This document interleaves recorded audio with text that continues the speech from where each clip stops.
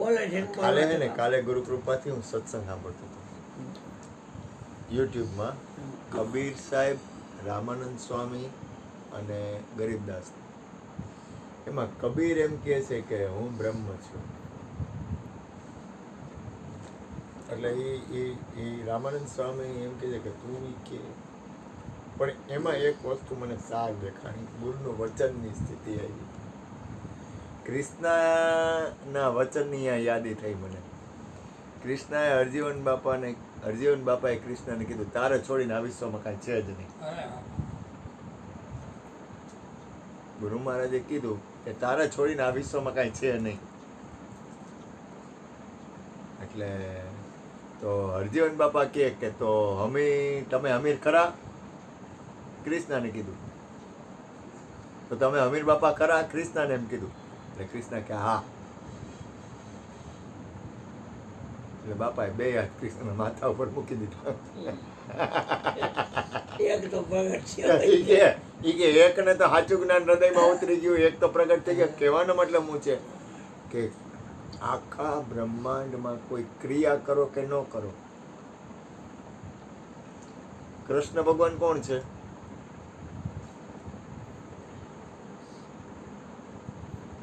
પરમ પરમાત્મા. ઈ તમે જ છો. એ નો કહું. તો ગાય કોણ છે? તો પૃથ્વી કોણ છે? આકાશ કોણ છે? વાયુ કોણ છે? જળ કોણ છે? આખા વિશ્વમાં તમારે છોડીને કઈ છે નહીં. એટલે આખા વિશ્વમાં કોણ છે?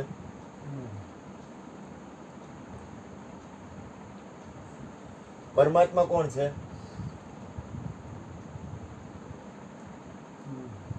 અને ગધેડો?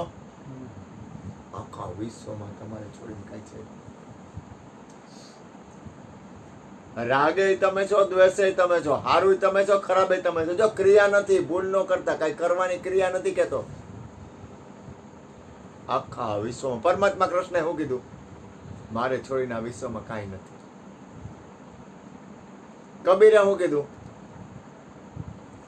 જહાં દેખું વહાં તું કો તું, ऐसो खेल रचो मेरे दाता, जहाँ देखो वहाँ તું નો.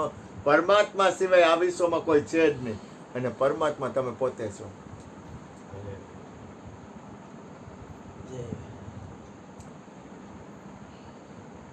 તમે ગુરુ કૃપાથી આ વાત છે ને ગુરુની છે. કૃષ્ણ પરમાત્માએ મારે છોડીને આ વિશ્વમાં કાંઈ નથી. કૃષ્ણ પરમાત્માએ કહી દીધું. એ કે અર્જુન હું તને હું કહું કે આ વિશ્વમાં કોઈ વસ્તુ મારે છોડીને કાંઈ છે જ નહીં. તો તમે કોણ હો? કૃષ્ણને છોડીને આ વિશ્વમાં કાંઈ ન હોય તો તમે કોણ હો? તો તમે બધુંય ને. જો કૃષ્ણ બધું હોય તો તમે કૃષ્ણ ને.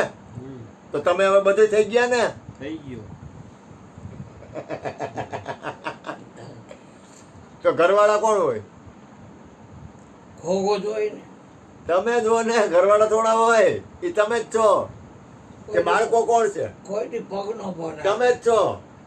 અરે પગ ભરાવે તોય તમે છો. ના નો ભરાવે. એ આપણે દેશ કર્યો એટલે ભરાવે. આખા વિશ્વમાં રજે રજને કણે કણમાં તમારા સિવાય કોઈ છે જ નહીં.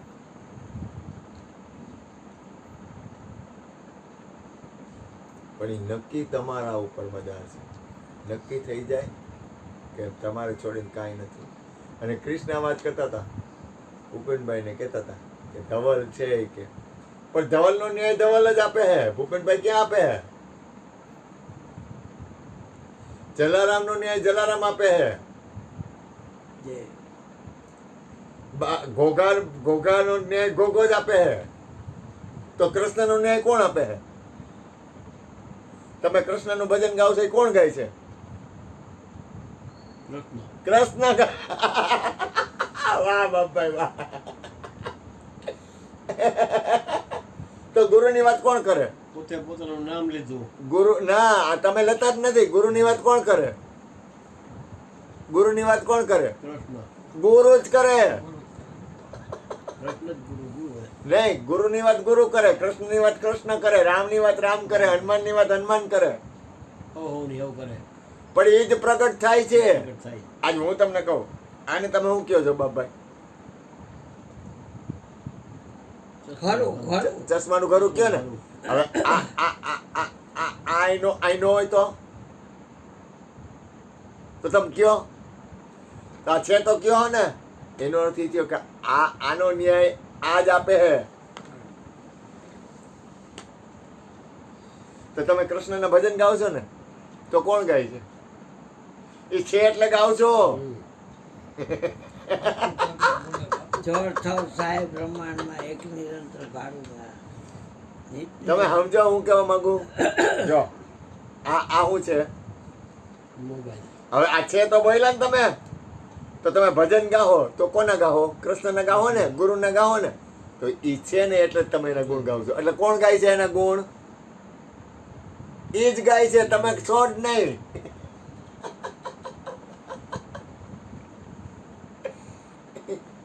આ છોકરો રહ્યો, તારું નામ શું છોકરા? જતીન. તું અહીં ન હો તો હું તારી કઈ વાત કરું? તું છો તો વાત થાય ને. તું મેડિકલ સ્ટોરનું કામ કરીશ તો હું કહું ને મેડિકલ સ્ટોરનું, એટલે તારો ન્યાય તું જ આપસ.